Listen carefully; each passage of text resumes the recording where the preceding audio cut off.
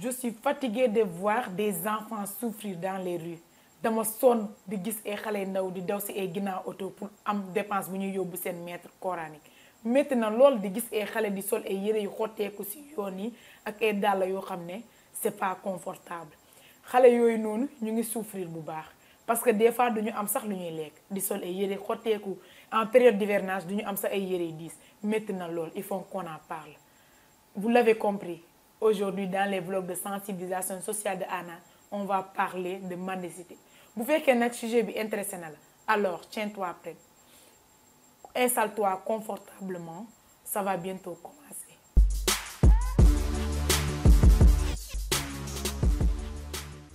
Mendicité nag olof di koy woowee yelwaan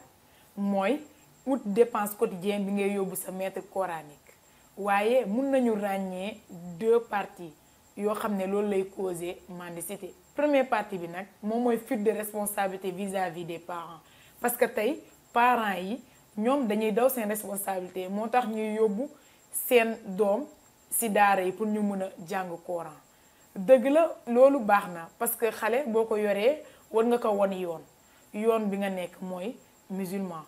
ci côté l'islam mais tey xale yooyu noonu dañoo gis ne tey ñu ngi dund ay lu metti ci daara yooyu noonu parce que tey xale yi dañuy dem yelwaan xale yi dañu sol ay yére yu set duñu sol ay yére yu baax ay yére xotteeku la ñuy sol te nag parent la première des choses dafa nar a prendre soin de son enfant. Parent doit éduquer son enfant wan ko yoon bu baax tete ko éduquer ko wan ko lu baax ci biir àdduna waaye tey dañoo gis parents yooyu noonu pour daw seen responsabilité dañuy préférer yóbbu seen doom ci daara ba pare ñoom bés bu ñu defee loolu noonu duñu xool seen doom yi ndax ñu ngi ci condition yu baax ndax ñu ngi lekk bu baax ndax ñu ngi tëdd fu baax bés bu ñu joxewee seen doom rek pare nañ ci amul woote amul xool na xale yi ñu ngi ci jàmm non ñoom lan la ñuy wax ah man de yóbbu naa sama doom daara def naa lu baax pare naa ci le reste moom c'est pas mon problème alors que tel n'est pas le cas. Un parent doit prendre bien soin de son enfant.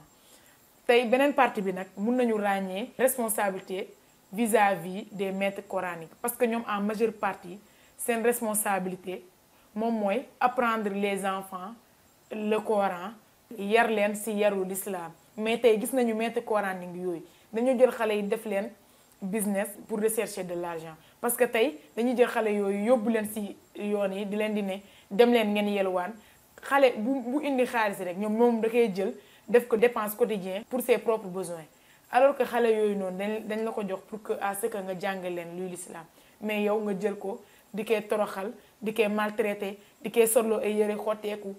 même bu fekkee sax xale bi indiwul loo ko laajte danga koy dóor ba yaramam yàqu war nga xoolaat bu baax sa taxawaay parce que xale yooyu duñu ay marchandises dañ la ko jox pour à ce que nga mun kaa yar mais maître coranique yi ñu gis léegi ñoom duñu jàngal xale yi l'islam de dañ leen di jàngal sàcc parce que mun naa wax loolu sax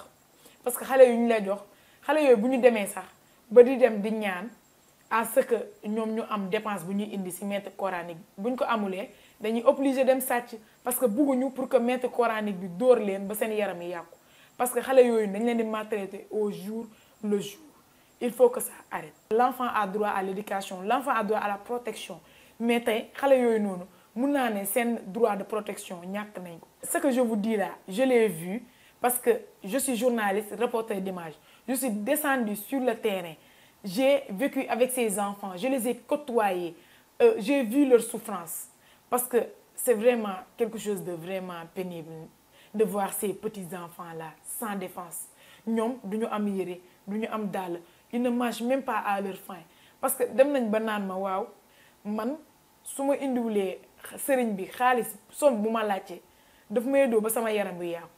mu won ma ay pleewam ba pare du sangu fu mu des fois day yegg si ay bus sax nit ñi di taf seen bakkan. Est-ce que ça c'est quelque chose de bien? L'enfant a droit à l'éducation et on doit prendre soin de nos enfants. Ces enfants-là ont le droit d'être éduqués en l'islam. Ngalawaay nañ leen jàppale jàngal leen lan l'islam wax mais pas di leen di jël di leen def marchandise ou bien même gagne financière pour que à ce que ñuy dem di uti ay xaalis ci biti bu mun kaa indi yow joxuñu la xale yooyu pour que nga toroxal leen joxuñu la xale yooyu pour que nga dóor leen ba seen yaram yàqu dangaa war a xool ci ay doom parce que tey doom daa sori si xol parent parce que tey boo bëgg leen ñu def lii sa doom yow boo jëlee doom yoo xam ne dañ la kaa jox pour que nga yar leen vu que toi tu dis que yow tu es un maître coranique donc ton rôle c'est d'éduquer ces enfants là à l'islam mais pas à les maltraiter duñu am dàll duñu am yére duñu am sax duñu manger à leur faim c'est quelque chose de vraiment pénible parce que xale yooyu noonu ils sont l'avenir de demain donc on doit prendre soin de ces enfants jox leen éducation boo xam ne fu ñu génn fu ñu taxaw fu ñu wax nit ñi muñ leen prêter attention mais pas en faire de ces enfants des enfants malnutris des enfants qui portent des habits en rayon non ils n'ont pas besoin de ça ils ont besoin d'être protégés d'être aimés d'être côtoyés avoir des amis être éduqués mais ils n'ont pas besoin de la maltraitance de la souffrance c'est des êtres sans défense alors prenons soin de nos enfants vous les parents je reviens pour vous dire encore une fois l'enfant c'est quelque chose de cadeau que Dieu nous a donné on doit en prendre soin même bu fekkee sax yoruloo looy jox sa doom mais bu ko yóbbu nga abandonné ko ci ay maître coranique ñu koy toroxal jël ko boo amee soo mi naan ko ak sa doom parce que xamoo suba xale bi lu muy doon góorgóor même bu fekkee dangaa war a sa liggéey takk sa sër bu mu dëgër pour que nga dugal sa doom école même bu fekkee mun nga ko yóbbu daara mais mun na dem ngoon daara mu jàng lu muy jàng ñibbisi toog sa côté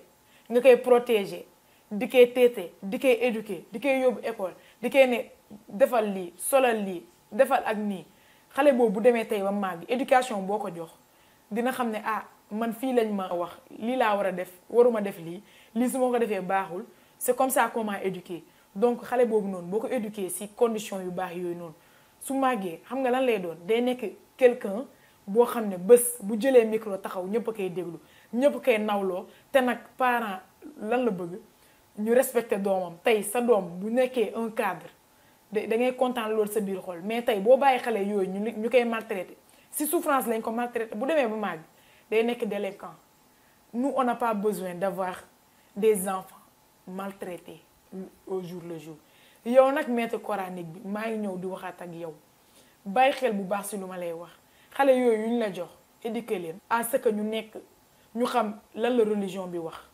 à ce que ñu xam lan la Coran wax mais pas di leen di jàngal sàcc parce que loolu jàngal la sàcc yóbbu xale yu ndaw yoo xam ne fajuñu dara nga ne leen dem leen ñaan mais bu ñu amulee loo leen laaj te en sachant que ñoom bu ñu ñibbisee si yow dañ leen maltraiter mais dinañu def lépp kan moo bëgg chaque jour ñu koy dóor sa yaram di yàqu kenn bëggul loolu donc mes chers parents éduquez vos enfants xale yaa ngi souffrir de xale yaa ngi souffrir bu baax loolu laa ñëwoon pour partager ak yéen parce que le problème est profond cause pour laquelle je suis venue pour qu'on discute aidons ces enfants parce que l'enfant c'est l'avenir de demain le demain là c'est les enfants alors arrêtez et aidons-le à ce que qu'ils puissent avoir une éducation adéquate à ce que ñu mën a nekk des enfants qui sont bien dans leur peau mais pas de les faire souffrir ñun nag ci société bi am nañ ci part de responsabilité parce que tey xale yooyu noonu dañuy ñëw di fëgg ay kër ci ñun la ñuy ñëw di ñaan ngala waaye xale bu ñëw fëgg sa kër boo ko mënee jàppale jox ko mu lekk ba suur boo gisee ni tilim na jox ko mu sangu jox ko ay yére set ak ay dàll parce que xale yooyu noonu bu ñu leen jàppalee jàppale nañu suñu bopp sax parce que comme lu ma leen wax tantôt l'avenir de demain c'est ces enfants te nag état tamit am na ci part de responsable parce que ñoom bu ñu tegaloon loi boo xam ne bés bu ñu ramasser xale ci mbedd bi maître coranique bi dina ci am problème foog naa ni maître coranique bi du ñu bàyyite benn xale muy traîner ci yoon te nag mbedd nekk na loo xam ne c'est dangereux pour un enfant parce que tey mën nga gis ni xale yooyu noonu des fois dañ leen di agresser des fois sax ñu am accident parce que ñoom ay xale lañu xawuñu lii balaa may jéggi war naa xool gauche ak droite comme nag loolu duñ ci mettre en compte alors que ñun ñi nekk mag ñoo leen war a protéger ci genre situation yooyu noonu te nag loi boobu bu ñu ko tegoon foog naa ni maître coranique bi dinañu jël jàngal xale yi comme anam bi ñu ko waree te nag buñ ko mënulee ñu delloo xale yooyu ci seen kër ndax ñoom ñu mun a am éducation bu ñu bëgg mais pas di jël ay xale di leen di maltraiter état de foog naa bu defoon loolu noonu maître coranique dina ci bàyyi xel dina ne su ma bàyyee xale bii ne ci mbedd bi ba bés policiers yi ramassé ko état dina ma teg loxo te loolu su ko defee man mii sax du ma arrangé alors soyons des protecteurs pour ces enfants-là. Comme je le disais tantôt, aidons ces enfants pour que demain ils puissent avoir une éducation adéquate. Amis internautes de la Sud Vision, on est à la fin de cet épisode des vlogs de sensibilisation sociale de Anna. Ñu ngi leen di ñaan ngeen di continuer di liker, di abonner, di partager et aussi di commenter. Te ngeen di partager aussi ak seen mbokk yi, loolu daf leen dañ ñuy dooleel. Te nag ngeen di continuer di ñu suivre parce que koo xam ne suivre nañu peut-être di ngeen gis vidéo boo xam ne ça parle de vous. Alors c'est ici le bon endroit, Sud Vision. Continuez à nous regarder, à nous soutenir. Et merci. Gis nañu seen soutien aussi ak seen accompagnement. Continuez leen ci lancer boobu noonu. Loolu daf ñuy dooleel encore une fois. D'ici là, portez-vous bien. Que Dieu vous bénisse et vous garde.